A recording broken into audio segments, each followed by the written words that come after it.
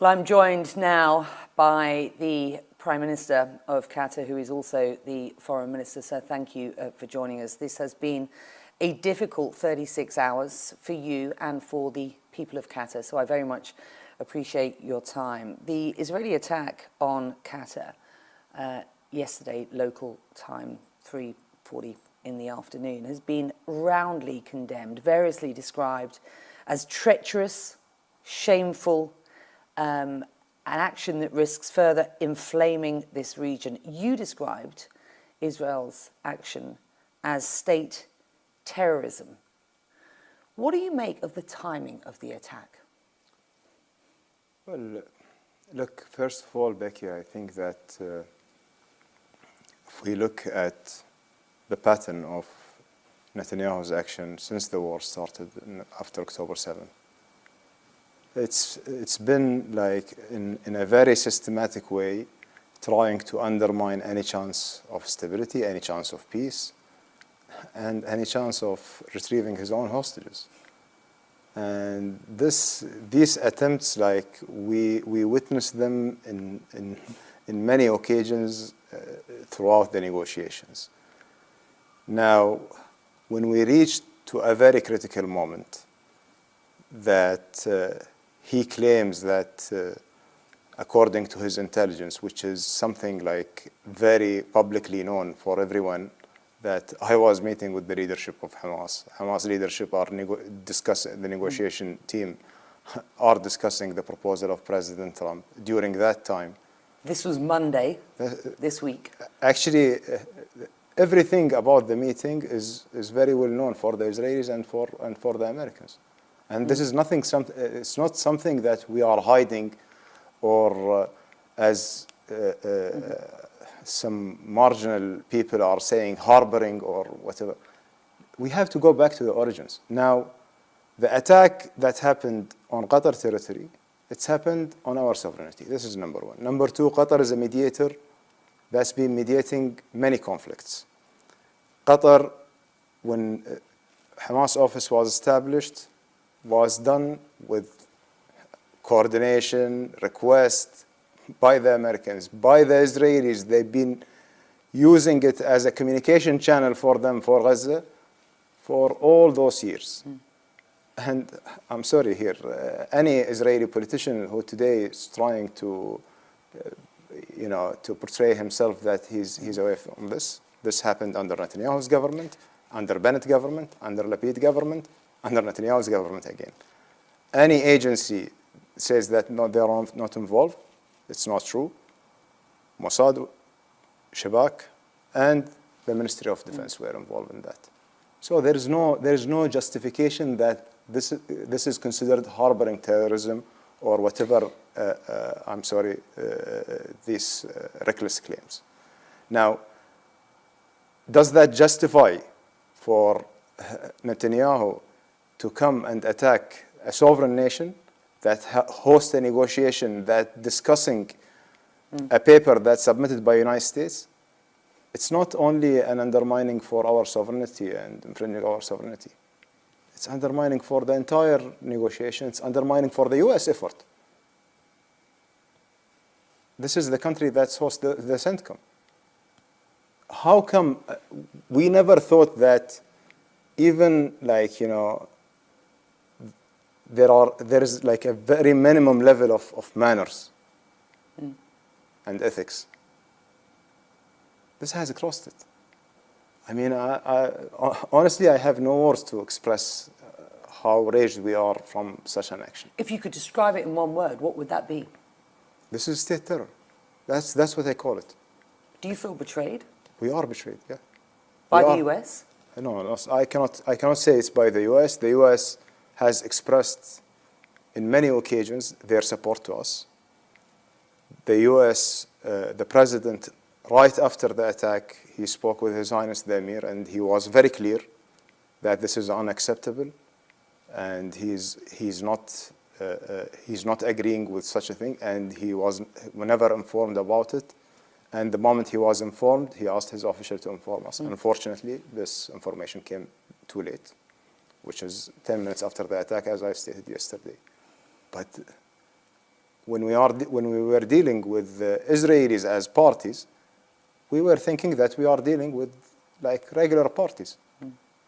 But Netanyahu, he has no limits. Let me drill down a little bit on exactly what has happened here then, because I asked about the timing of this attack because it came at a very crucial time. You personally met with the chief negotiator for Hamas on Monday evening. You pressed Khalil al-Khaya to get Hamas to respond positively to the latest US initiative for a ceasefire and hostage deal. And your team, as I understand it, then worked through the night on the phone with senior Israeli negotiators. And by Tuesday evening, you were expecting to get a response from Hamas. The Qatari negotiation team would have been together with the Hamas negotiation team, and you're expecting to get a response. Let me ask you, do you believe that response would have been an agreement had this attack not happened an hour and a half before that meeting was supposed to take place? I cannot predict, but what I know that as the meeting that took place between me and the negotiation team from Hamas, I was very clear that if there is no positive response on this, I think we are going to run out of chances. And they were promising that this is not their own decision. They have to consult. They have their own structure, and it will take them time.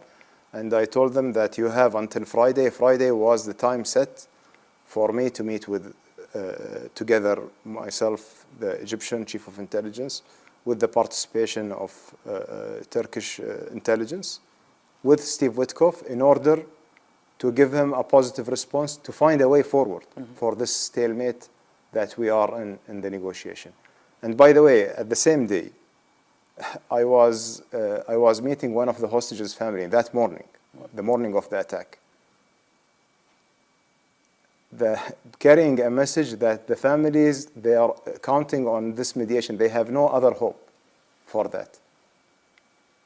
And I think that what Netanyahu has done yesterday, he just killed any hope for those hostages. Well, in the past hour, he has doubled down on his position.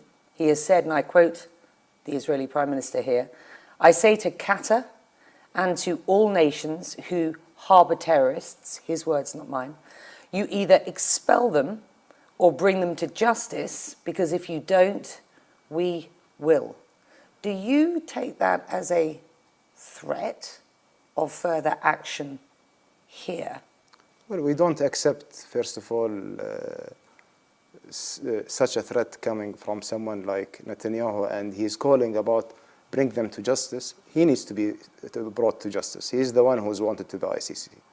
That's number one. So I think that someone like him trying to lecture the world about the law, he's breaking every law. He broke every international law. He's starving people in Gaza.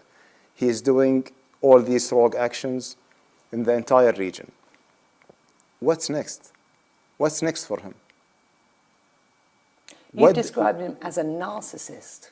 What do you mean by that? Well, I have no other explanation, because the act itself, I mean, the significance of this act, there is no human mind can just absorb it. You know, we were thinking that we are dealing with civilized people. That's the way we are dealing with others. And the action that he took, it's very, like, I cannot describe it, but it's a barbaric action. Prime Minister, did you ever believe that hosting Hamas here, at the request of the United States over the years, and mediating talks here, at the request of the United States and others, was running a risk that Hamas would be targeted here, which would be an attack on Qatar soil? Never, because have you ever heard about a neutral country that mediates conflicts being attacked because they are hosting the talks from one of the parties of the conflict? It's never happened. Do you expect such a thing happening from, if I just, a very simple example, Taliban office was here in Doha and the US were negotiating with them. Do we expect the US to attack Taliban office and this is justified? because of something happened in Afghanistan. This is never like, this is setting a precedent. Today, we are not seeing that what happened to Qatar is just happening to just, it's not about our sovereignty. It's about the international law. Like, it's been put in question. Now we are at a detrimental moment. The international community, do they want a rule-based order? Or they want just a chaotic world? What we are seeing in our region right now, that's what this Prime Minister is leading us to a chaotic world. And there is nothing stopping him. We know that 5 members, at least, of the Hamas delegation were killed in that residence, and a Qatari security official who was detailed to that residence was also killed. And as I understand it, there are others who are injured quite seriously, including other Qataris. The chief Hamas negotiator, Khalil al-Khaya, though, who was the target, or at least one of the targets of this attack, a man, again, that you met last Monday, is, as we understand it, still alive. Is that the case? And if so, what is his condition, sir? Well, first of all, the first identified body who was killed in that attack was a Qatari officer, 22 years old, who was on duty to protect the facility as any other facilities that we have in Doha. That's number one. Number two, the identified bodies also of the other Palestinian killed, they are staffers who are working with them in Clark's work. These are not high-level members of the Hamas delegation. Were they not there at the time? So, I mean, until now, we are trying to identify if there is any other one missing. There are people who are injured. There are some of them, there are Qataris who are in a severe, in a very dangerous situation. There is another Qatari officer, he's in a very critical position. We pray for him. But I don't know, I mean, like, going back that he is targeting, and this is justifying for him to target, like, if he has something with Hamas or Hamas leaders, justifying that targeting them in another sovereign nation, just compare it to any other act. How do you see the world react for other countries, other states who are conducting an operation on other nations' sovereignty to target someone that they wanted? He has said you either expel them, Hamas, or bring them to justice, because if you don't, we will. And we've talked about whether you see that as a threat. Where are the Hamas members right now, and will you shut down their offices? It's a question that has to be asked. And because I want to ask you about the future of these talks at this point. This is actually right now we are reassessing everything about the whole process. We are in a very in a very detailed conversation with the United States government, and we need to understand what will be the way forward, because such a thing is unacceptable. And as I told you, it wasn't for us, it is attack on our sovereignty, it's attack on our nation, but it's an attack on the entire region. Today, the entire GCC region is at risk. GCC is one of the most important allies of the United States in the Middle East. The leaders around the world, everyone is calling us shocked with such an act. If Netanyahu believes that he will never be held accountable, and he continues such a statement by just throwing these statements and threatening countries, I don't know how the world want to deal with it. Our sovereignty, we will protect it, we will defend it to the end. So the future of these talks at this point, not clear. I mean, I don't have an answer for this, because really I see a meaningless talk.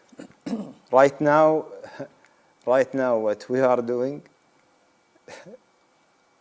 And I think that been rethinking even about the entire process for the last few weeks, that Netanyahu was just wasting our time. He wasn't serious about anything. What about Khalil al-Khaya and the Hamas delegation there? Were they also wasting your time? Well, actually, look, to be very open, the position that we brought them from to the position that we got on August 18th in Egypt, in Cairo, was far from their initial position. That's number one. Number two, we have to go back to the last ceasefire. The last ceasefire that was brokered by Qatar, US, and Egypt, and guaranteed by those three mediators, supposed to hold the talks on day 16. Israel never showed up for these talks. They broke the ceasefire, and when they became interested in the talks, they came here, and they started to put proposals which was very obvious that Hamas will refuse. So, you know, I will not be in between, you know, the game of tactics of the Israelis or Hamas. I'm at the end of the day, I'm a mediator, I'm a facilitator, I'm trying to facilitate those, so I'm trying to bridge those gaps. And what we see, the progress in the position in August, I think that was significant progress. Unfortunately, Netanyahu declined again, and he never responded to that. And they came up with this new proposal, which also was far away from what was proposed in August, what was accepted in August. And they were asking us to pressure Hamas, and we were pressuring them, and we were progressing toward that direction. I have to ask you again, Khalil al-Khaya, where is he and how is he? Until now, there is no official declaration. Where is he? Do you expect from me to declare today? Can I ask you, are you satisfied with Donald Trump's response? I mean, defense and diplomatic coordination have anchored these close US Qatari ties. You host thousands of US troops here. Washington has designated Qatar a major non-NATO ally. Are you satisfied with Washington's response? I think this is what we heard from the president was a very strong message, reiterating his commitment to the partnership of Qatar, expressing that this is unacceptable to be attacked, and we highly appreciate that. And I think the actions should follow. And right now, I'm following up with all the US officials in order to see what kind of actions can be taken. As we speak, do you believe the US is any longer a reliable security guarantor for Qatar and indeed for the wider region? And you retain your right to respond, and I wonder what that response might look like and what it might look like from the wider region. For example, do you think the time has come for your Gulf neighbours to suspend the Abraham Accords? I mean, what is this response going to look like? Well, there are. I think we have to distinguish between two things. There is a response that will be from Qatar, and Qatar, the first resort for a civilized nation, as any other civilized nation, is international law, and that's what we are going to resort to. And there is a response that will happen from the region. And this response is currently under consultation and discussion between the other partners in the region. We are working on Arab Islamic Summit that take place in Doha in the next few days.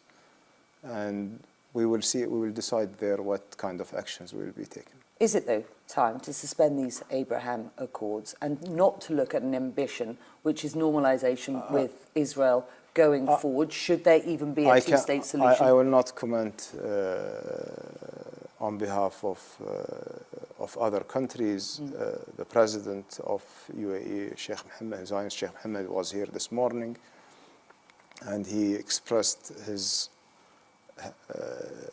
unlimited support for Qatar, and he put everything in our disposal. And we are not going to ask anyone to take a decision on behalf of them. They are a sovereign nation, and they decide what to do and what not. There is a collective response that should happen from the region, and this collective response, we are hoping for something meaningful that deter Israel from continuing this bullying. Last question to you. There is a growing narrative in the region that Benjamin Netanyahu is the biggest threat to this region. Do you share that? Right now, name for me, it's not in the region, name for me any other country in the world that bomb 7 different nations at the same time, bomb ships in the middle of the Mediterranean. You're talking about the Gaza flotilla, of course. Without, Israel hasn't taken responsibility for that. Without being held accountable. What I mentioned yesterday, what Netanyahu is doing, he is leading his country as a rogue state, and this cannot be acceptable for us in the region. If we are talking about a Middle East, that peaceful Middle East, he's claiming that always that he's the one who is threatened. He's the one who is threatening every other nation. None of our nations has represented a threat for him, nor for his people. So why he claims that he's the man of peace while he's doing the opposite? Does the world believe that? I think we are in a very detrimental moment in this region. This gentleman is claiming that he has a message from God, from somewhere, that he will create a greater Israel, and there is a new Middle East that he is shaping. And this GCC became part of his manipulation today. This is a very dangerous precedent. I don't think it's acceptable for anyone. It's not acceptable for us, nor acceptable for any of other GCC nations, and it shouldn't be acceptable for the world. With that, I'm going to leave it there. We thank you very much indeed for joining us. Thank you. Thank you, Becky.